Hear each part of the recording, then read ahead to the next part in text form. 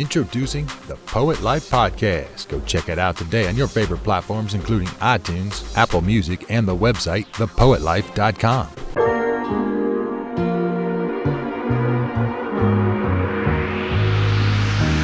Find a way, find a way. Ain't get no time. Listen, it's the Poet Life Podcast. It is Friday night. We record on Friday nights around 9 o'clock Eastern Standard Time. And look, myself and my guest, Miss Leah James, we're both tired. You know, it's the end of the week, Right. but we're excited to be here on the Poet Life Podcast with you all, for you all to listen and to view. You know how we do. We don't really do. We're not big on big introductions and things of that nature, because the biggest thing is what we do on the podcast is we get through all of that in the episode, right? So I'm not going to sit here and tell you her whole bio, and we're going to explain it all through our conversation. So, Miss Leah James, how are you? I'm tired, man. I just been working out, trying to build this quarantine body, because I gained like 15 pounds. I've never weighed this much. Quarantine 15. Yeah, it's a real thing. Yeah. I'm like, I want to be slim thick. And then I got thick, and I'm like, oh, wait a second. Where's the slim? Different. Right. None of my pants fit. I'm like, so the gym's opened up by me, so I just be risking my life to be sexy. Right. No, I get it. I completely understand. What's that shirt? Just show me that shirt real quick. Oh, I met God. She's black. That's dope. Right? That's dope. I believe God is a black woman. Like, it just makes sense. We all come from a black woman. Why would God not be? I saw you wearing that. I saw you wearing that because I follow you. You know, I saw you on Instagram. You posted a pic of you at a rally or a march. What was that about? Yeah, it was at a protest in Hamilton, New Jersey. I got to perform one of my poems, Dear Black Man, and speak on a little bit about race relations and being a white woman who is so outspoken about Black Lives Matter and just Black lives in general. Sure. It was really rewarding. And this shirt, it ruffles a lot of feathers, and it gets people to think too. Sure. Why do we view God as a white man? So it was great. Yeah, I'm sure that is a conversation starter. It really is. And, I actually had a conversation in the gym tonight about, I have a Black Lives Matter mask. And, I had a conversation with a white man about why can't I say all lives matter? And he was super receptive. And I changed his whole view. So I'm like, I got to keep wearing stuff like this. Because people don't think, especially white people, if they're not exposed to other Black people, they're not forced to think about race or racism. Right. So when they see a white person wearing stuff like this, it really gets them to be like, what? And but this shirt is, because, I think it was Malcolm X who said the Black woman is the most hated person in America. And I believe that 100%. And I think this changes a lot of people's views on God. And if a Black woman is a reflection of God, why wouldn't you respect her, So it does start a lot of crazy conversations. I'm sure about it. I can't remember how long ago I started to follow you, or when I recognized you online. But I do remember when you first put that poem out. Oh yeah, that's been 5 years now. Yes, it's been a while. Yeah. But I was going to say what, but which situation was that? Which Black man was killed 5 years ago? That was all arise. I want to say, was it Michael Brown? Isn't it just sad? That's crazy. Isn't that sad we have to ask it that way and we not be so sure which is? That's crazy. Well, I released that poem before stuff like that was trendy. Because I feel like now a lot of people, it's trendy to a lot of people. It is. And then I think that's frustrated to people like us who we've been about this life. But at the same time, I'm also happy that people are starting to wake up and see. But I released Dear Black Man as my first poem as Leah James. Because before that, I was part of a poetry group. And then I left them, and I'm like, I still do poems. So I released that poem. I actually wrote that poem 2 years before I released it. So it's been part of my life for a very long time. And it's just a reflection of all the Black men that I know. I wrote Dear Black Man and not Dear Black Woman and I like to say this because obviously it's no disrespect to Black women, Sure. but being a white woman who's only dated Black men, or being with a Black man, even if he's not my boyfriend, I'm automatically overly sexualized, just because of the history of this country and the propaganda that is spread about Black men. And being a young, naive white girl from Illinois, I'm like, what is going on? I was so heartbroken. Like, Yeah. And so I wrote this poem, and I'm like, even Black men would think that, like, I'm staring at them for the wrong reason. I think there's a poet, I forgot his name, but he's in an elevator and he's doing a poem, and a white woman walks in and she like grabs her purse. Have you seen it? I think I have. And like the end of the poem, he's like, boo, and she like screams or I whatever. can't remember who that is though. I can't remember either, but it's so iconic. And like when I saw that, I'm like, people really do that? Like, that's how naive I was. Like, I was just taught like not to judge someone by the color of their skin, God forbid, right? Yeah. So that's where that line in the poem comes from. Like, I will not hold my purse tighter just because you are around, or lock my car doors just because you walk by. So yeah, that poem changed my life. Like, literally, it went mini viral, and like, I know that was not expected at all. Like, yeah. At all. Like, we released the video, we turned the phone off, got pizza, me and my videographer, came back, and it had like 700 views in an hour. At that time, I had like 5 subscribers on YouTube. I was like, what? Wow. And now it has like over 20,000 views. I'm like, oh my God. Wow. How many times have you been requested or commissioned to write that piece? Several. I can't even count. To perform that piece, I should say. I don't even know. At this point, it's been so many. I got to speak at Penn State University on race relations because of it. Someone from my gym showed it to her counselor at school, and then they asked me to come speak. So I got to speak in a room full of white people about how white people are racist. It was great. It was very educational, though, and very emotional. Right. A lot of people cried. It was an amazing experience. And so I was horrified to release it, and now I'm grateful that I did. I could say that for sure. Yeah. Did that cause a lot of hatred from white people, or what did that do? So a lot of people in my life, I would say 99% of the people in my life are Black. So a lot of my following is Black. On YouTube, I got a lot of nasty comments from white men talking about very inappropriate sexual things that they would say once they find out a white woman likes a Black guy. But I got a lot of pushback from Black people because a lot of Black people are angry at white people, and I believe rightfully so, right? And so who's this white lady just getting up here thinking that she could say all these good things and it's okay, right? Like, I got a lot of that. People who were part of like my poetry team that I was on were telling me that I shouldn't get paid to perform it, that I had no right to release it. I was like, what? And it's coming from a Black man. And I'm like, what? Like, why didn't you write it? Like, you know what I'm saying? Like, it was crazy. Like, but that I think was more of a personal thing. It was hurtful, though. It was very hurtful. But on the flip side, I've had like people inbox me and say from hearing my poem, they like viewed themselves as beautiful for the first time. And to me, that's crazy that it took me, like a white woman, to show someone their beauty and worth. Like, like, it just shows the depth of like the racism and hatred of Black people in this country and how it affects the psyche of people. So I got a lot of negative feedback, but I don't care about that stuff anymore. Like, I really don't. Like, I know I was meant to write that poem and I was meant to release it, and it not only changed my life, but people have told me it's changed theirs. So let's start from the beginning. When did you start writing poetry?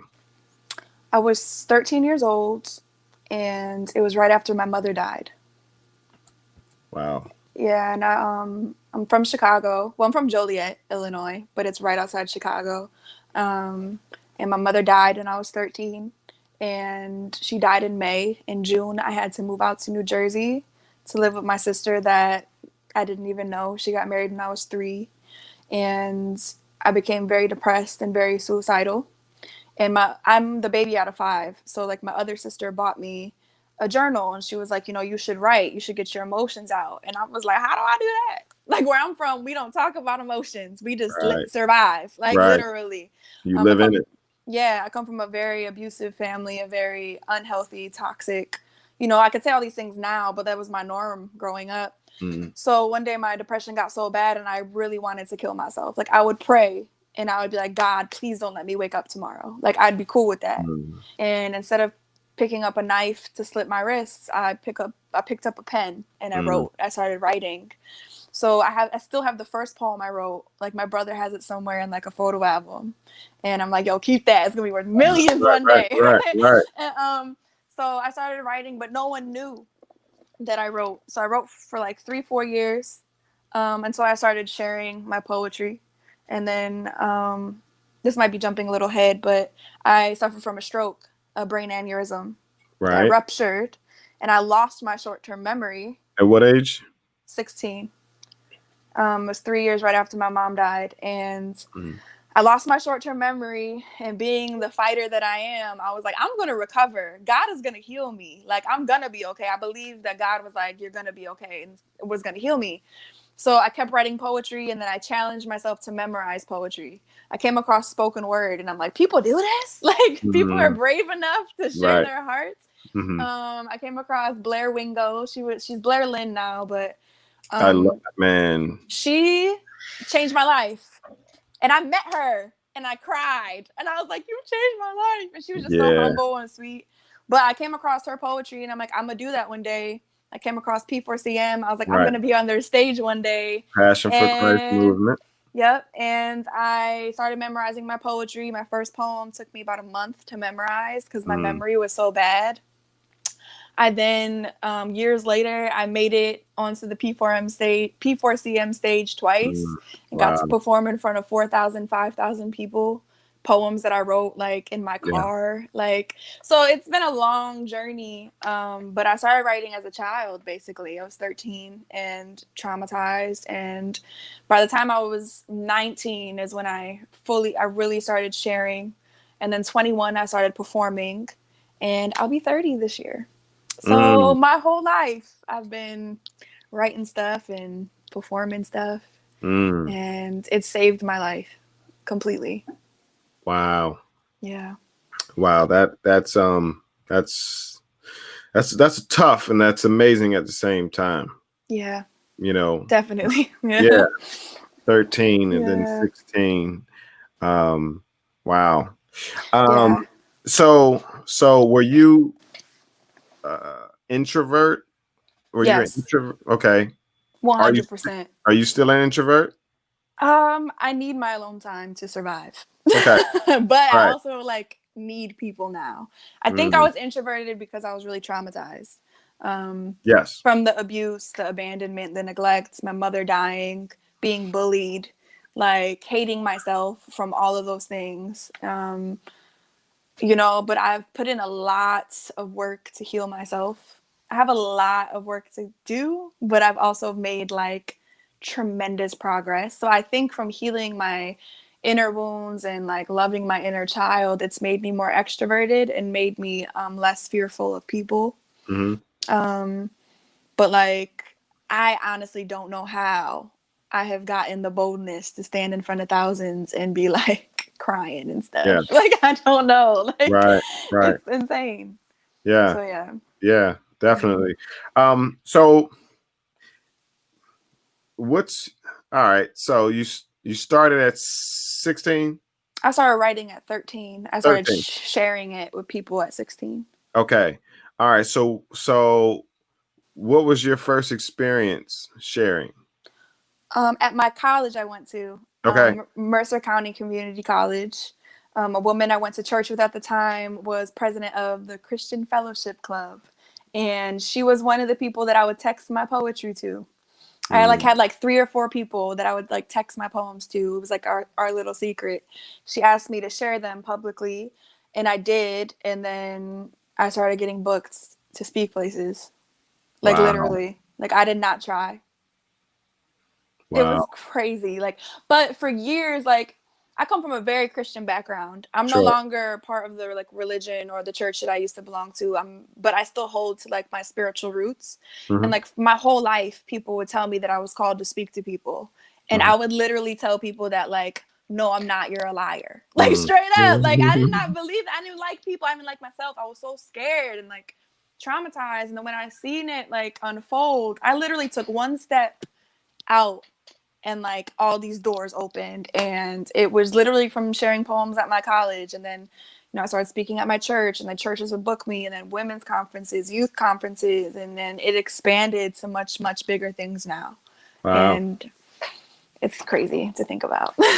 Right. So have you figured out your lane, and if you have you figured out how to put your foot on the pedal? I'm not sure if I don't know about figuring out my lane. I think that this could even just be my lane. Sharing my journey and being transparent. Because when I first started sharing poetry, I was very religious.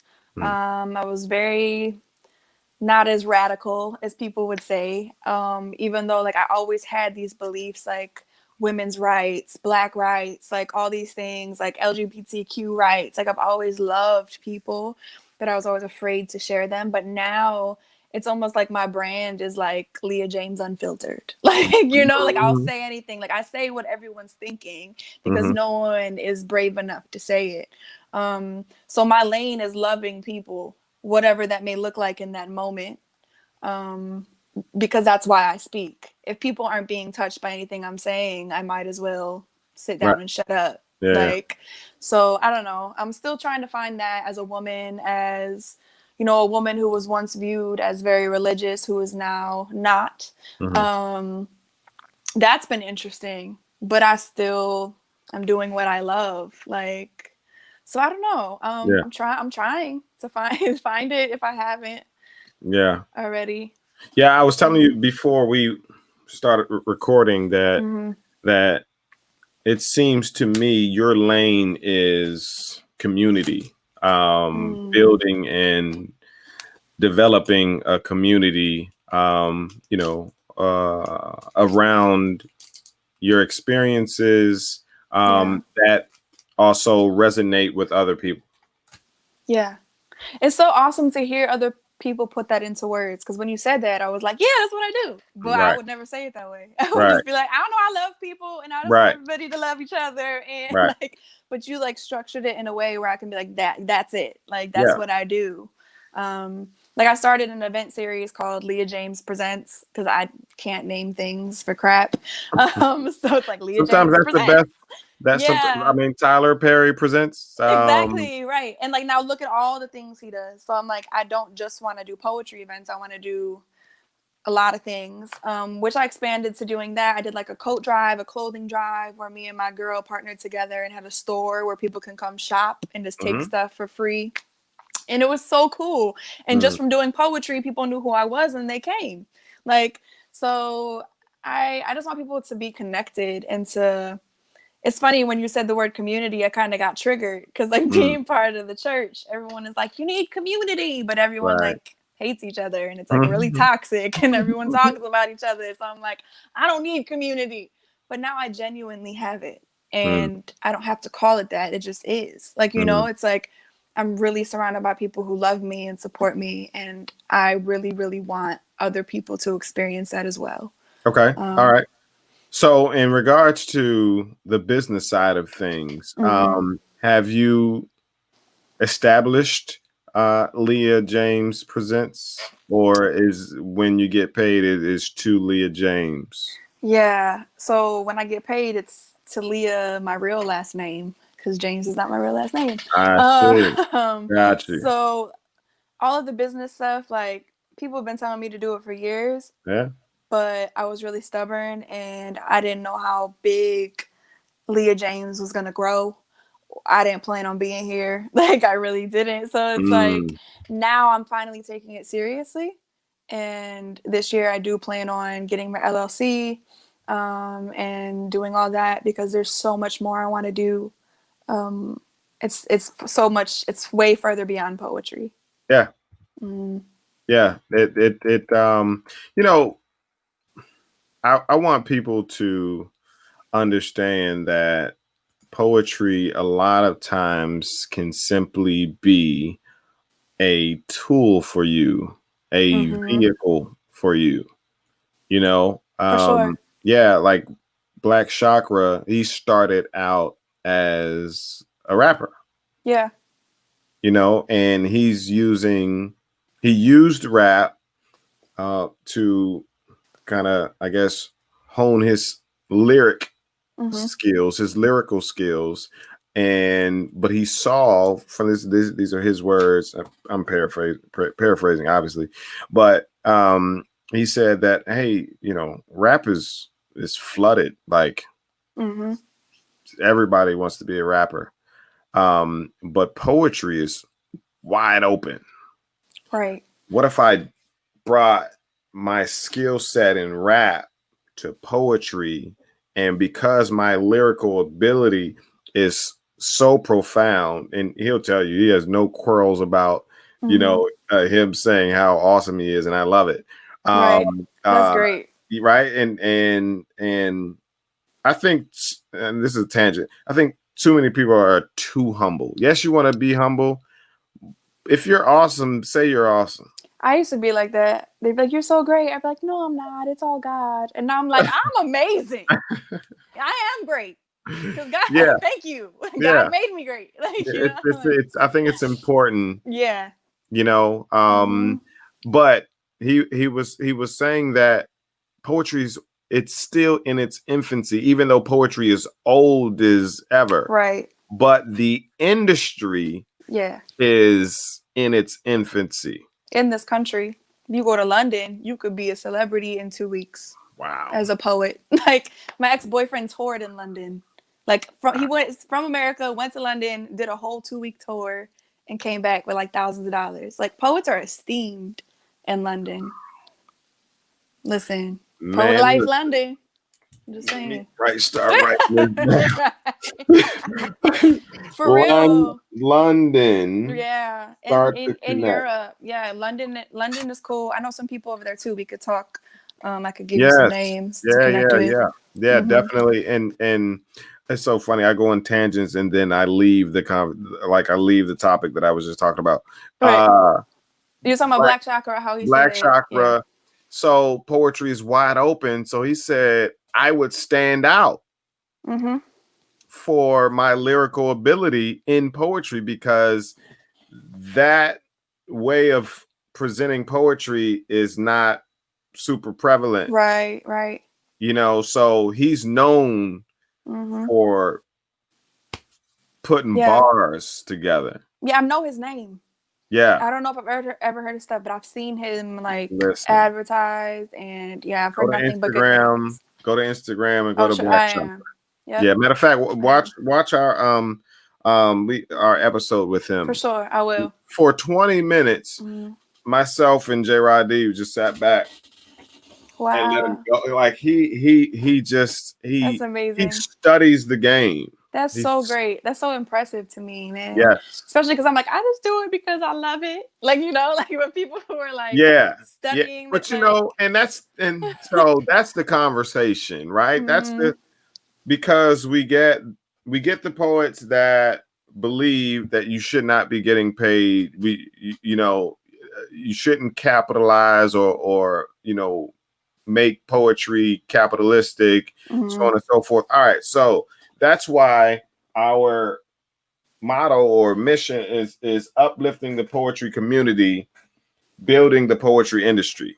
Yeah. So you have the community where it's all hugs and loves and do it for the love poetry, and that's cool. But don't get mad at the poets that want to make it a career.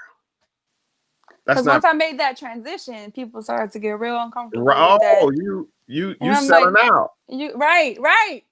Yeah. Oh, she thinks she this. She thinks she that. Because I want to do this for a living for the rest of my life. Yeah. And I don't want to work 7 jobs to like be able to pay to travel somewhere. No, they're going to pay me to get there because I know that what I have is important and needs to be heard.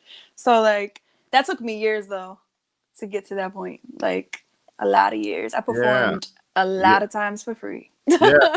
Yeah. And that too, that Mm-hmm. whole exposure thing, and or just the $50 thing. Yeah. Right. You Like know, I haven't done that in a very long time. But when I was coming up, like as a poet, $50, I was like, what? $50? That's a lot. yeah, Like, you know what I'm saying? Now I'm like, no thanks, I can't. Like I can't. Like I have bills. Like I have to pay my rent, and I have to feed myself. I have car insurance, a cell phone bill. yeah. Like I'm a person. Like so And I my don't think art is people realize valuable. that. Yes, right. And I think Period. that was the key for me. I didn't know my value as a person or as a woman, so I didn't view my art as value. Now I'm like, I am unique. No one brings to the stage what Leah James brings. You're going to pay me, and you're going to pay me what I request because that is what I'm worth, and I'm actually worth a lot more than what Yeah. I request. Like, You know what I'm so learning? I'm learning that that and because I'm studying ways in which I want to present my platform in our services, right? And so I'm learning that you should not place a price on your time and the value of your art. You should, however, place a price on the value that you provide the client or the customer. Because think that's about it. good. Yeah. You're performing at an event, and what's your customer doing? Your customer is making money at that event on the back of you. Yeah. The fact that you're there, they're going to make you drew the people there. So they booked you for a reason, because they knew that you could draw the crowd and they could make more money. Okay, cool. I need my piece of that. Right. You see what I'm saying? Yeah. And it's okay to Because ask for it. you're leveraging me. Yes. All right. Listen. So compensate me Yeah. for the money that you are going to make. I've had whole organizations say, I want you on this lineup because you're Leah James and I know you'll bring people out. And I got paid like $200 and they had like thousands of people there charging like $40 a ticket. And I'm over here selling my t-shirts, like trying to make rent money. And I'm like, yo, if the Leah James that I am now knew that like they were basically pimping me out, like that's what they're doing. Yeah. And like the whole leader of the organization turned out to be a whole sham. It was crazy. And I'm like, but I didn't know. I was naive and I just wanted people to hear my voice. So now that's why I share my story now, because I'm like, nah, it's okay to get paid. I do host events, but it's like my friends come perform for me, I come perform for them. Like that's part like a community thing, but like the goal is to get each other paid. Like you got to start from somewhere. Like those $50 events I did, they built little bricks in my foundation, but they're not enough to sustain the whole big picture I'm trying to build. Most definitely. It's just not possible. Yeah. So how are you pivoting in this season of COVID? I don't even know. Yeah. What was happening? What was happening prior to COVID? I was on tour with Her Story. Okay. It's an all-woman cast. It's been around for like, sheesh, I don't even know, 15 years, something like that. Yeah. It's historically known across the country. We were on tour. We did like 3 stops maybe, and it was life-changing in the 3 stops. Like the cast, we meshed so well. I have never been around people where like we cared for each other on and off stage. Like I'm getting chills like talking about them. Like they're just so great. And then when COVID hit, we had to shut the whole tour down, and it caused all of us to be depressed. I was depressed for months, like literal depression. Like couldn't get out of bed, like felt like I was losing my mind. I already deal with depression, so like huge life changes, like it was hard. But now I think I've finally adjusted to the new norm, to the like, you know, like I can't be around all these people all the time. There's probably not going to be a lot of live performances for a while. Right. I got word that our tour might be picking up again in a couple months. Hopefully that's, you know, that'll happen, whether it's online or not. It's been hard, but I've been writing poetry. I've been writing new poems.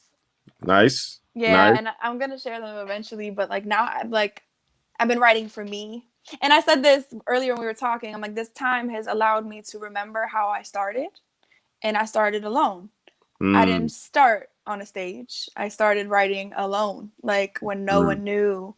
So it's kind of a nostalgic, beautiful feeling to do that same thing as a grown woman, a grown healing woman, rather than a broken little girl. So I've been writing some beautiful stuff, and I'm really excited to share it with the world. Yeah. It's pushed me to actually start writing my book.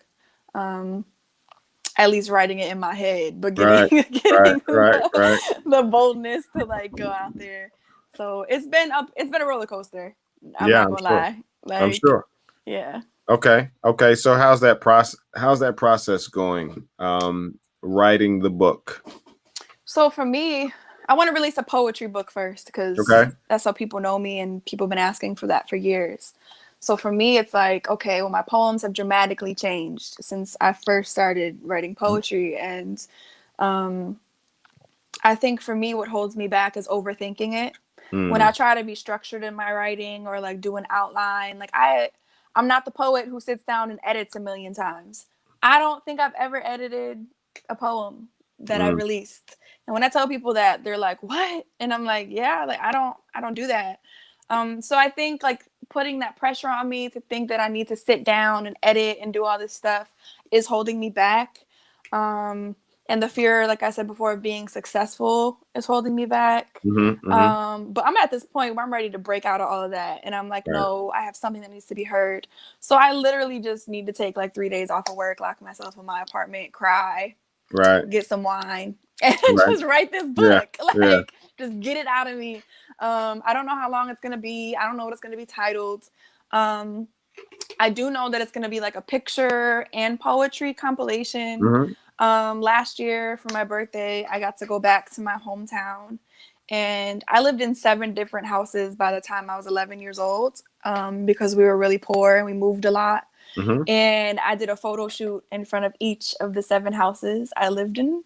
Wow. And I'm going to add that to my poetry book and do an excerpt about each house and like what I experienced in each house and how it has built me to be who I am today. And I think the fear of like traveling down memory lane and like reliving a lot of the trauma, like that's also something it's very real and very scary. Like my art isn't just sunshine and rainbows. Like this is how I heal. So it's like, you know, that's all my process. Like I don't have a meticulous, organized process. I'm like, okay, am I ready to re-traumatize myself this week? Am I mentally prepared to go down this path? But I finally feel like I've done enough inner healing and inner work that I am ready to share this with the world, because the world needs it. I need it, you know? And I want to be a published author. Like, I want to add that to my bio. Yeah, totally. Yeah. I'm very intrigued about what Leah has to present. Thank you. Yeah, no, like really, because I want poets to think so much bigger, you know? Yeah. Poetry is so much bigger than open mics and chat books. So much. You know? Yeah. And Leah presents, and you've shown it. You know, and this may be a great time to present, you know, and allow your creativity to flourish and continue to work with your friends. Yeah. You know, collaborate and put, like, this is the perfect time. People are home and they've watched everything. Right. Everything. And they're calling their friends, their family. I know this because my family does it and I do it, you know. All right, what else is there to watch? Right.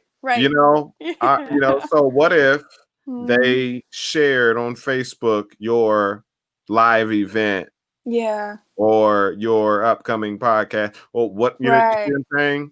Yeah, you're so right. Because there is no industry if it's just one entity or one person winning or growing. We need hundreds and thousands of poets doing it. Right. You know what I'm saying? I challenge you on that. Like, go with that Leah James Presents. Yeah. Because it'll open so many. Yeah. Just having this platform, the podcast, opens so many doors because they don't just see me. Right. They see me coming with a platform. You see what I'm saying? Yeah. Yeah. So become more than just Leah James. And that book will do it too. Good. That was really good. That was some deep stuff, man. That's good. I needed that. I really did. For real. And that's what I push. That's what I push. Like, just know that, I think and we talked about this too, knowing your worth. Yeah. And just knowing that you're worth so much more. And you're worthy of so much more too. Yeah. That's been a theme in my life. And I think that's been really projecting me to walk fully in my purpose and just the fullness of who I am. Yeah. Being worthy of good things and being worthy of success, if that comes. It's a real fear. It's a real thing to battle. Yeah. Thank you for those words, man. Yeah. As a father and as a husband with, with 3 kids, I'll tell a single person with no kids this all the time: work now on you and the things that you want to create. Because your time is limited now. Right. You know what I mean? You love and appreciate your new life, but at the same time you're like, oh man. Yeah. You know what I mean? So now I wake up super early to have time to run, to write. I try to get up before my kids get up, because I'm a super present father. Yeah, that's great. You know what I mean? So I take that very serious, and nothing comes above it other than God. Right. So appreciate your alone time and begin to build. Yeah. That's really good advice. I feel like my life has been filled with so many distractions that now it's finally calming down. But I'm so used to the chaos that I'm like, all right, I got to create structure. COVID has pressed the reset button. It really has. And for everybody. Yeah, for everyone. And I think, we should be grateful for our health and the time that we do have. And, like I was working for myself for 4 years and that was so hard. Like doing that. I wasn't savvy about the business end. So I struggled a lot. Posting my Cash App up like every other week. People were talking junk. But my rent got paid because people cared. Yeah. But I started a job in February. COVID hit really hard in March and I've been working from home since. So it's like, I'm so blessed in this moment. I'm so grateful. I have my first time salary job during a worldwide pandemic. Wow. Like I'm about to move into a new apartment out the hood. Like I've lived in the hood my whole life. Like and I finally get to get out of the hood in the pandemic. Like so it's like all these great things are happening. And like I think that, when other physical things align in your life, I think that's a sign that shows that spiritually and artistically, because I think spirituality and your creative abilities go hand in hand. It shows you that it's time to run with that as well. Yeah. So the physical world often mirrors the spiritual, and so I feel like it's time for me to write that book, man. Yeah. And, next time you have me on here, I'll be a worldwide known author. Oh, I can believe it. You already have a cult following. That's so funny. Like, I don't pay attention to none of that. Your comment game is heavy. Your engagement is crazy.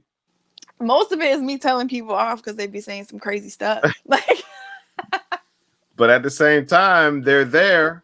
No, you're so right. You're right. And they there haven't for a left reason. yet. Yeah. You know, when you put that Right. book out, let them hate on the book and Right. let them buy it and hate on it.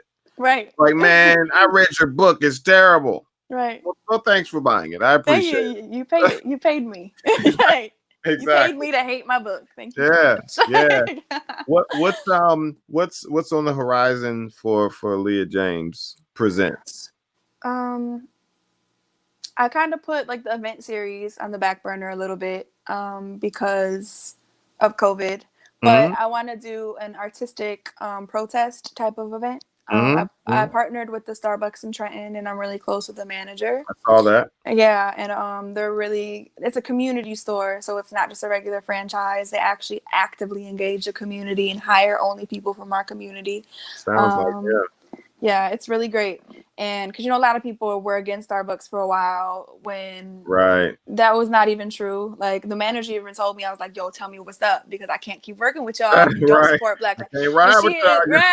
I can't wear this shirt if y'all. So her husband's Black. She's I think she's Puerto Rican, and like everyone she employs is Black. Like, so she was like, that was not true. It was one single employee who falsely advertised. I don't really get that when it's an employee. Right. It was some random like barista. She was like, he didn't even know what he was talking about. Like, and all Starbucks said was that they want to provide their employees like with a uniform. Yeah.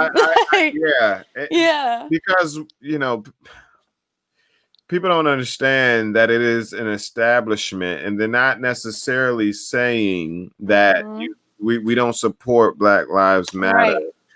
It is, all right, listen, what our plan is going to do, you have to wait, got to be patient. What we're going to do is we're going to provide our own so we can stay with the continuity and everybody is uniformed. And they did that with the LGBTQ movement. Like, they have pins and hats and saw shirts. that too. Yeah. And like, I thought that was beautiful. So I'm like, we cancel too fast. Yeah. We cancel people and entities too fast. As soon as we're knee-jerk counselors. Because we're hurting. People are hurting. They're angry. They want to, fight back in any way they can. We're like, who said something? You said something. Right. Exactly. Trust me. I get it all the time.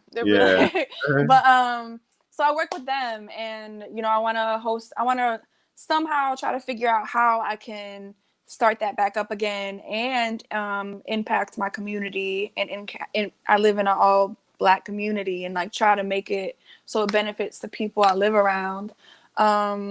But for me personally, my book, I want to do a podcast. Everyone keeps telling me to do that. But I'm like, with that, I'm like, well, what direction do I go in? And I'm like, all of them. I'm going to go in all of them. I'm going to talk about everything I'm passionate about because I don't know where to start. Just start and evolve. Yeah. Don't overthink. Yeah.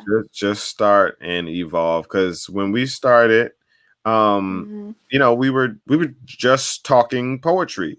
Right. And it wasn't until I saw a podcast called Earn Your Leisure. It's a business podcast where these two African American gentlemen, young dudes, still speak the way they speak. They're not trying to speak the Queen's or King's English or whoever it is. Right. And they resonate with so many young, folks. That they have the #1 business podcast in the world. Wow. They didn't go to Harvard and all this other stuff. Right. Regular cats, regular dudes. And what they do is they bring people on that are movers and shakers that are doing it, and they teach. And so that's amazing. That's how I modeled season 2. I'm bringing you on. We're chopping it up. We're breaking it down on how you created the community that you've created. And that way it is organic. You don't have to sit down. All right, what's next episode going to be? Exactly. That's the headache. Right. That's the headache. I'm telling you, when I organize stuff, I stunt myself because I'm like, I'm a free flowing, like I just want to do what I feel. Yeah. So when I feel organized, I feel boxed in, and then I'm like, I'm just not gonna do it because I don't know what to do. Like, that part of like that stubborn little kid is still there because I don't know like how to operate that way. But just like your poetry, When it's working, why? That's your strategy. That's your flow. Right. You're absolutely right. You know, like yeah. Don't feel like that you have to, like, you know, the poet gods say I have to structure my poetry or I'm not a poet. There's people who say love that, your poetry. and I'm like, that's your barometer right there. Right. Period. That's a really good point. You're teaching me so much right now. This is great. People this laugh at me that I write me. haiku on a typewriter. That's crazy though. Like, you're known for that. They literally laugh. But I said, do you understand that I make money with this typewriter? Right. And you laughing at what are you making money? How you making money? Like, seriously. Right. You know what I mean? It's so yeah, I've learned to, you know, laugh with them, and you know what I mean? You know, because it's stupid.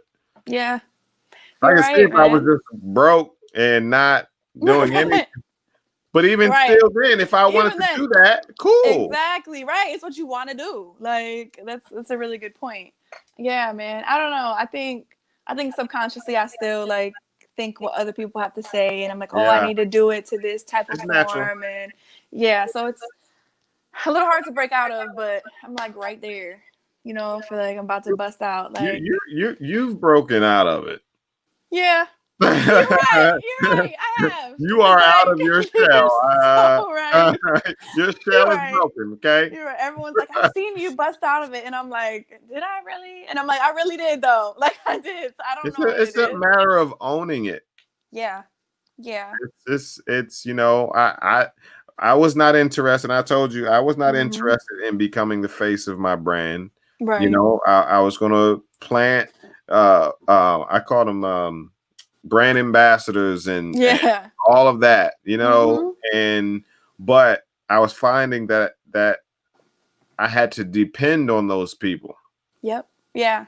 In order for me to make moves and maneuver, you know, but now that, you know, God has given me the confidence to say, hey, all right, this is who I am. This is what we're going to do. Things are flowing, man. Things are going. Amazing. Yeah. So really excited about it. And I just want that for everybody. Right. Because as we've seen, there's 180,000 people gone from COVID, from something that has come 5 months ago. Right. So it's like COVID has shown me that anything can happen. Right. Literally. Literally, yeah. To the entire world at one time. Right. You know, so it's like literally now or never. Right. Because who knows, like, how long it's going to last. I might as well. But when am I going to have this much free time? I'm telling you. I'm telling you. Look, when we were busy, he was like, man, I got so much going on. I can't write. I can't work out. I can't. Now we got all the time in the world. Exactly. I can't write. I can't work out. Right. Because I'm like, wait, what do I do with all this time now? It's like an overwhelming ocean of just time and dreams. And it's like, wow, I actually have the opportunity to follow all these things I've dreamed about. Which one do I pick? Like, this is heaven for the creative. Yeah. It definitely should be. Yeah. I mean, I'm getting there. You know, the depression hit me hard, but that's a real part of life. And, you know, I use that to create. Like, once I come out of it, you know, I use that. Yeah. So, you know, I just got to ride these waves and make this happen. And I'm just grateful that I have the strength and the audacity, so to say, to do so. Right. So yeah, I have broken out of my shell. You're right. I gotta stop acting like. Did writing pull you out of depression back then? Yes. Or did you wait until you got out of it? I think back then it pulled me out. Because I feel like my depression kind of got worse as I got older. Okay. Because now I know what it is, and now I know. Like, before, I thought that was normal. Now I know what it is, and. You know, sometimes I can't get out of bed for days. I don't have a desire to write. But I have a really close friend who come and knock on my door, and she'll drag me out of bed and like make sure I'm good. And I'm so grateful for her. Shout out to Taffy, because she gonna listen to this. But Yeah, so it did pull me out before, but now I still write when I'm depressed, but more so when I'm like anxious, like when I'm like, I don't know, need to get it out. But sometimes life just be beating me down so much where I'm like, I'm not even writing. Like it's not like I'm not like that's real. Like, you know, like I've almost like built a career off my trauma, right? Because I started writing poems about my trauma, but then like as I grew and I'm like, oh, okay, poetry's not enough to heal me from this trauma. Like this is a real heavy weight. So now I've been doing other work. Like I started therapy during quarantine. You know, I'm looking for a new therapist, but I started. Like, you know, like I started therapy. I started healing on my inner self. So now what I write, it, you know, it'll be different. It'll take on a different form, a different shape. So yeah, like I still write, but it's not like it was when I was younger because I have other tools now. Like I have other ways to heal myself that are more tangible. I see. You know, which I think a balance is so important, especially people who deal with mental illness. Like, we can't always write our way out of depression. Like, sometimes you need to get medication, you need to get therapy, you need to get prayer, whatever you do. Like, you know. Are you challenging yourself to write more than pain poetry? No. No, I have not been doing that yet. No, not yet. Not yet. You said pain poetry, right? Yeah, like, you know, like I was when I was like in love. Okay. I was in a relationship. I was so in love. It was so great. I'm like, I'm writing love poems. I love him. And then we broke up and I got my heart shattered. And I'm like, I hate love. Back to what works, huh? But actually experiencing love, which I believe is like, that relationship was the most real love I've ever experienced from a man. It has opened up that door to write about love, to be open to speaking about it, to be open up myself to like softness and not hardness. Not everything has to be dark and sad, you know, like, but sometimes that's real. And like it need, and me, you know, I'm such a bubbly person. I'm such an open person. You know, you always see me dancing or doing something on Instagram. And like, you know, I think it's important for me to talk about the darkness that I face as well. So yeah, I'm trying to find that balance, but once I get through this pain, I think, you know, the happy, funny stuff will come. That's cool. That's cool. I like it. I like it. So, in regards to, all right, so we have the community, we have the industry, right? You have a healthy balance with both, where you write for the love of it, or the side where you're leaning towards trying to make this a career. How's that look for you? Well, I made it a career for a while. I feel like, I don't know. Like I came to a point where I'm like, do I want to do this for the rest of my life, or how do I want this to look? Because I love performing, but performing live poetry has sparked a passion for acting in my heart. Nice. Ever since I was a child, though, I always wanted to be an actress. Like, there's some VHS videos of me somewhere where I stole someone's camcorder and like was acting like a reporter. It's hilarious. But I'm like, oh, I've always been this way. Like, I just forgot about those dreams. So I kind of want to pursue like an acting career. Like, you know, the balance of being in the industry and performing all the time. It's really draining for me. Yeah. I guess because like when I perform, it's not just like, hey, I wrote this cool poem. You want to hear it? It's like, hey, I wrote this poem that saved my life, and now I'm gonna bare my soul in front of all of you strangers. And like, it's like doing that back to back to back to back to back is extremely draining. So I experienced that. I experienced that life. I love touring, but I would not want to tour the whole year. So now I'm starting to like diversify my talents and not just my income, which of course the diversity of my income will come from that. But like you said before, poetry being like a stepping stone or like a platform to get to bigger places. Launching pad, yeah, like I see that happening in my life now. Like a lot of people that I've met through poetry are actors who are now teaching me how to get into acting. You know, like I have a guitar. I want to learn how to play the guitar. I like to sing. So like poetry has given me the confidence to get into other industries. That's what I'm talking about. Yeah, and I'm really excited about it because it's like, you you know, I'm about to be 30 next month, or in October. Is it September yet? I don't even know. But I'm gonna be 30 in October, so I'm like, October what? 6th. 25th. Yeah. Yeah. My best friend's birthday, I think it's the 28th. Wow, that's that's my little cousin's birthday. Cool. October 28th. Yeah. October babies were the best, man. I Yeah. don't care what anybody says. I love people born in October. Like everyone I know born in October, we're just so great. Like, yeah, definitely. That's so cool. So yeah, that's what it looks like for me now. Poetry will always be a part of my life. Yeah. Whether it's personal or public or whatever, because it saved my life. Right now, I'm just like, I feel so free. So now it's like, oh, there's options. Like, you know, like, right. So I want to use my poetry to get me in the door to other things that I desire to do. I think that answered your question. Yeah, That's what I was trying to get to. Like, look at Amari Hardwick, Ghost, right? from Power. He's poetry. Yeah. You know, I follow him on Instagram. I didn't know he started in spoken word and in poetry. Amazing. Right. And now he has his own poetry podcast. That's so amazing. See? Poetics, yeah. And he still does poetry. So it's like I still can do that. Like, and that was my fear. I'm like, I love poetry so much. I love writing. I'm like, but I want to pursue these things. I'm gonna have to stop doing poetry. And that's not true. Like, it's not true. At all. Yeah, it's not true. Like, and then, like you said, a lot of poets, I feel like they they limit themselves. Yeah. Especially like putting poet in your name, like Leah the poet or poet. Like I would advise people not to do that because like you're gonna box yourself in by doing that automatically. Right. Like, you know, so it's like, yes, you are a poet and that is who you are, but you are much more than that. You are a creator. Right. And you never know when like your spirit will shift and you want to create something else. Yeah. And so I'm opening myself up to the idea of following all of my dreams and not just limiting myself to poetry.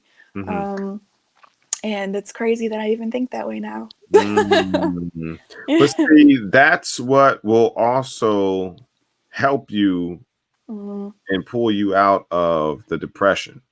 100%. I'm the most happy when I'm creating and when I'm following my dreams and being an artist. Like, honestly, like so when I'm performing. When you don't feel like writing, you can be working on your acting career. Well, that's why I started painting, actually. Nice. These paintings, I don't know if you could see. Let me see if I could show you. So I painted the blue one. And you know, I was watching. You did those 3? Not that one. That's a Banksy. Okay. Someone gave me that, but if you look, it's a church with like graffiti and Is that stained glass? Yeah. So my brothers are graffiti artists, and you know, religion was a really big part of my life. And when I went back home to visit for my birthday, I stayed with my brother's ex-girlfriend, and she had this painting in her apartment, and it stopped me in my tracks and like took my breath away. And she noticed and sent me a copy of it for my birthday. So did you ever partner with your brother with the graffiti and your poetry? We've talked about it, but my brothers have been in and out of jail my whole life. I see. So, no, I get it. I understand. Like, we from the hood. So but they're extremely talented, and growing up around, you know, break dancers and graffiti, it really, really influenced me. So that's how I started drawing. And my sister's a painter. She's an oil painter. We're very artistic. We all get it from our father. So like my family, we're just filled with talent. So I've learned how when I can't write and I can't get the words out, I paint. So, you know, I painted the blue one after like my really bad breakup. I painted the red one when I was real angry and passionate because I didn't want to write about it. I'm like sick of writing about being angry. So I'm like, I'm gonna paint. And then I painted this one when I was feeling like real peaceful and happy. Like, nice. So that's, you know, I do it all. But I haven't seen that on Instagram. Did you share that on Instagram? No. Okay. I haven't shared. This is like a sneak peek. No, I haven't shared my paintings on Instagram yet. Cause I'm learning when you develop and build a community, they support heavily. Yeah. So like my paintings are, it's kind of like I always compare my art to being pregnant. I've never been pregnant, but like I know a lot of Right. people who have. No, and like being a you're woman, pregnant it's like with right with art, with purpose, with something. It's like the same process. Like with my poetry, like I'll have an idea for a poem and I won't write it until I feel like I'm ready to. It has to develop. It has to grow inside of me. Right. So like these paintings, like I put my heart, my soul, my emotions into them. Like I'll paint them and ask people, like, what do you feel when you see this? Like I feel like I'm developing that. So once I feel confident enough and I feel like, oh, this craft has been developed, I'm ready to birth it to the world, then I will, and I'll do it full force. And I know people will support it, and that'll just be another way to, live off my passion. Another stream. Exactly. Yeah. So imagine the feeling, when someone comments and says, how much is that? Right. That's going to be dope. I'm gonna be like $1,000 for this acrylic painting that I made on the floor in my apartment. Exactly. Because I know my worth. Exactly. Right. That's awesome, man. So where are you at now? You're in New Jersey. Where are you now? Yeah, I live in Trenton, New Jersey. Okay. Gotcha. Do you frequent New York often? I was. I mean, I've been to New York a couple times during the pandemic. When it was like really bad, which I had no business being in New York during that time. Right. But I haven't been back in a while, which I'm itching to be back because New York is my second home. Yeah, definitely. Have you been in those digital open mics and things? I performed at a couple. Okay. Yeah, it was cool. It wasn't the same, but it was cool. I know. Yeah. I judged for a lot of competitions. I did like Louder Than a Bomb, the one in Chicago. Okay. I got to be a judge for that, which was super cool. Really? Yeah, it was really great. Nice. So I've done a couple cool things during quarantine, but I miss people. Sure, I can. I especially for those who love the stage and interacting that way. I can imagine. Yeah, it's like a spiritual experience. Right. I miss it. Yeah. But you know what? It's funny. At first, when I start having kids and things of that nature, and I was building this platform. I called Orville the Poet. Oh yeah, that's my friend. Yeah, it's my guy. Like, and I was like, what do you think it is? Like, why do you think other poets are like not supporting? And he was like, Chris, I'm gonna be honest with you. They love what you're doing, but they don't know you. And that was when I was like really behind the scenes. Yeah. You're not on the scene. You're not at the open mics and so on and so forth. So they don't know you. So it's just like you have to figure out. I know you got the kids. I know you got the wife. But you have to figure out how to relate and then allow them to relate with you. So this whole COVID thing like really works for me because now everybody's in the house. Right. You know what I'm saying? Yeah. So I can just come up to the loft, or the closet or whatever, and do what I do. And so it works for me, but I completely understand how it can be like, oh my God, I got to get back to the stage. Yeah. Like when you're a live performer and you love it, it's something about the energy. And I feel like I'm my most authentic self pretty much all the time. But when I'm on stage, like I feel like I am doing what I have been born to do. Like, and it's just such a magical experience. Like, and when I first started performing, it's funny how like we tell God things, right? I'm like, God, I'll do this if you always show up every time, right? And God's like, I'm everywhere all the time anyway, right? And so like, but that's literally what happens. Like when I perform, I feel such a strong presence with me. And whether that's coming from myself or a greater power, like whatever it is, it's so beautiful. So I've been learning how to cultivate that in other ways. But there's something about the stage, man, that only people who are like passionate, understand. But I know I'll get back. Might be in 10 years, but whatever. Yeah. Look, the next time I have you on, that book is out. Yes. That book will be out. It will be flying off the shelves. Yes. The digital shelves, the physical shelves, all of that. I embrace that. Yeah, most definitely. And so look, this is recorded. So right. look, get to It's work. proof, man. I You I'm know, gonna be a big old liar. but those paintings also will be Right. flying off Right. the walls and Right. be hung on the walls and things of that I nature, hope so, man. man. That Yeah, would be like such a dream. yeah, Mhm. it's just keep saying to yourself, I'm worth more, I'm worthy of more. Yeah, for sure. Yeah, yeah, and just let it go, let it fly. You know what I mean? Yeah, Yeah, if I definitely. can step from behind the scenes, you know, you can do what you need to do. Right, you're absolutely right, man. You've Yeah, encouraged me so much. I was like, I'm that's glad why about it. this was for me. If it wasn't for nobody else, Right, like, exactly.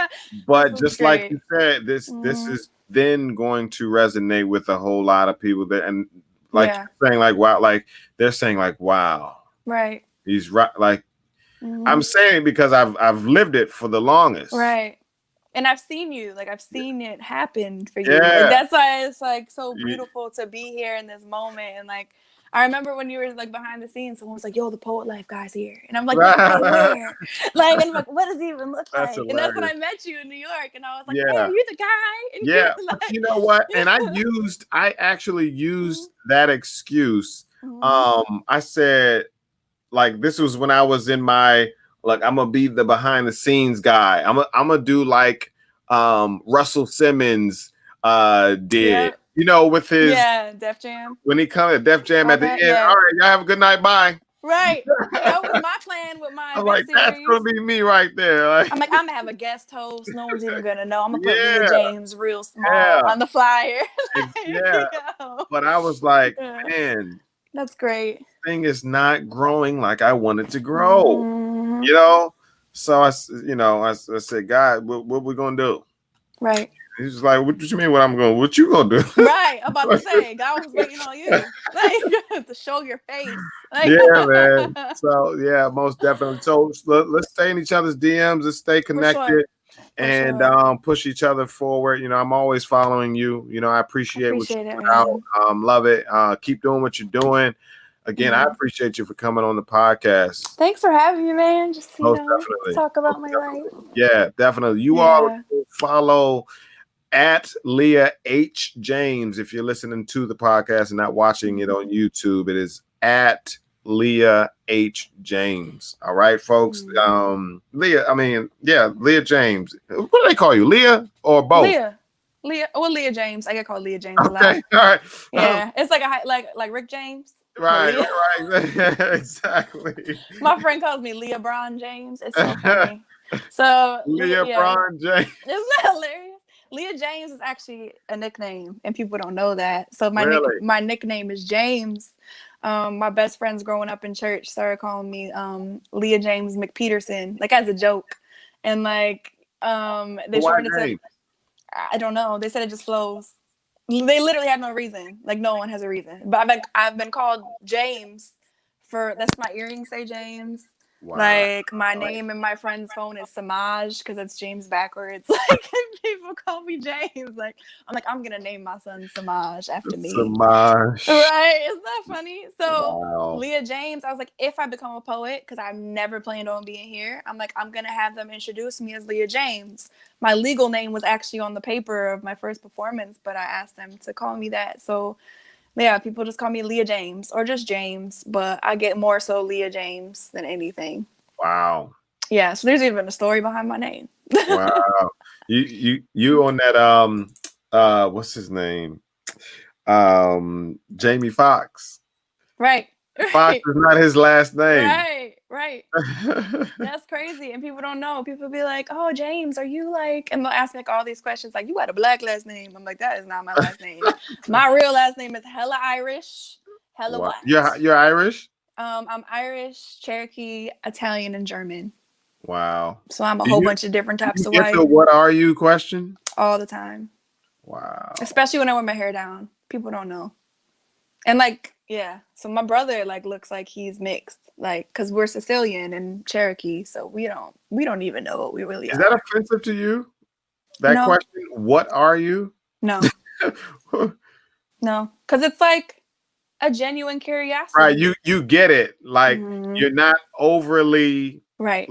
Like, not why overly did you say white. what? I'm not a rock. Right. I'm not a, because Right. I read the articles, that is so offensive to ask somebody, what are they? They're not. See, I'm a white woman who at the time was a white girl who was thrown into like a church full of black people who would come up to me and touch my skin and run their fingers through my hair when I used to straighten my hair because I never touched a white person before. Like they would tell me this, and I would be That's like the exact opposite, right? opposite. So like I hear, a lot of black women get offended, which I understand because it's a larger scale and racism is a larger scale than just that one experience as a white person. But like people would be like, I've never touched a white person's hair before. Can I touch yours? And I'd be like, sure. Like, and like people would touch my skin and they're like, oh, it's so soft. I didn't think white people use lotion. And I'd be like, what? My mom would cuss me out if I didn't wear lotion. Like she'd be like, put some lotion on. Like, but my mom was a Sicilian woman. She was like, she wasn't the stereotypical white woman. So it doesn't offend me. It actually leaves open room for conversation. And I think it's great. I love talking about that stuff. I can appreciate that. Yeah. I can appreciate that because it's on the lines of this news and I'll probably get flack for, but this is, I don't know if it's new or not, but it's the first time I've heard it where, it's offensive to call a woman a female. There's a reason. Okay. Talk to me. So there's female dogs, there's female birds, there's female insects. A female is your sex. A woman is I'm a human. So calling a woman a female, it kind of like dehumanizes her. And for a long time, women, we have been oppressed. Like, white women shorter than black women, obviously. But like, as a woman, our humanity was almost kind of like pushed to the side because, we weren't allowed to have rights. We weren't allowed to vote. Our place was in the home, all that stuff. You know what I'm saying? Right. So it's like calling a woman a female is like, no, I'm a woman because I'm a human. I'm a human being. Like, you know what I'm saying? Like, you don't call a female dog a woman. You don't call a female bird a woman. You call them, you know what I'm saying? Female birds, a female, So being a woman is almost like, call me a woman because you're acknowledging my humanity. And I think that's the basic explanation of it. I think it was because if for guys, it felt super new. Yeah. Because we had been saying it. I've been called a female my whole life. Yeah. We've been saying it for the longest. And then it was just like out of the blue for us. Yeah. We can't say that no more. Like, okay. Well, that's like a new wave of women's rights movement happening now. Okay. And like, with the Me Too movement and like people talking about sexual assault and like talking about their trauma and wanting to be treated like a woman. Okay. I do believe like there's extremes in every end, and there's a lot of feminists who are like, we're gonna burn our bras and stop shaving. I might burn my bra, but I'm gonna shave my pits. Like, there's a balance. Like, so it's like, it's just a new movement, and I think a lot of women are demanding to be acknowledged as a woman. Like, it depends on who's calling me a female. Because if I know if it's a cultural thing, like, then I'm just gonna let it happen. Like, I live in the hood. People be like, "Oh, you a bad female." I'm not gonna be like, "I'm a beautiful woman." Like, no, I'm gonna be like, "Thank you." Like, like I think that's what threw us off because you knew I wasn't trying to offend you. Like, you know what I mean? So, but I appreciate you teaching me. But like, don't act like I was trying to offend you. Like, for sure. Yeah. A lot of people don't leave room for grace for people anymore. Yeah. It's like, teach people how you want to be treated, like, and a lot of people don't know. A lot of people don't understand that people don't know. Like, you genuinely just asked, like, what's wrong with saying female? I could have been like, you don't know? That's crazy. I got that. Yeah. I was like, I'm sorry, sister. I don't, Right. It's like, teach me then. It's like, I compare it to racism, even though sexism and racism are different, but they do intersect. Like, meeting an ignorant white person, they might say a lot of ignorant stuff because they've never met a black person. Like, just how the people who came up to me and were like, oh, I didn't know white people use lotion. To me, that's ignorant. Like, what? I'm a person. I'm a human being. I have skin. Yeah. But you don't know any white people, so you really don't know. Like, you just hear these stereotypes. Like, No, that's definitely a stereotype that a lot of black people. I know. And I'm like, yo, my mom would be like, put some lotion on before you go to bed. Like, my mom was like, use cocoa butter from the stick type of like on her face every night. Like, I'm like, was my mom really white? because I don't know. Right. So I was just raised different, like a lot. So I get it. I get the curiosity and the questions and all of that. Yeah. So I show people grace because it's from an ignorant place, but not a hateful place. Right. You know? Yeah, definitely. Look, we can talk all night. We can talk all night, it's like 6 episodes. For me, it's always hard to close, because then I start talking about something else, like I just did. Right, same. Everybody, it's the Poet Life Podcast. Check out our website, thepoetlife.com. Subscribe to our YouTube page, Poet Life TV. We're doing some awesome things. If you want some gear, go to poetlifegear.com. But look, we're so appreciative of Miss Leah James for coming on to the Poet Life Podcast. If you could leave something with the people, Leah, what would you say? Follow your dreams, man, and love people. Stop being jerks. It's like that's it. That's perfect. Listen, folks, it's the Poet Life Podcast. Leah James, enjoy your weekend. All right. Yes, thank you so much for having me, man. Thank you. I appreciate you. All right. Introducing the Poet Life Podcast. Go check it out today on your favorite platforms, including iTunes, Apple Music, and the website, thepoetlife.com.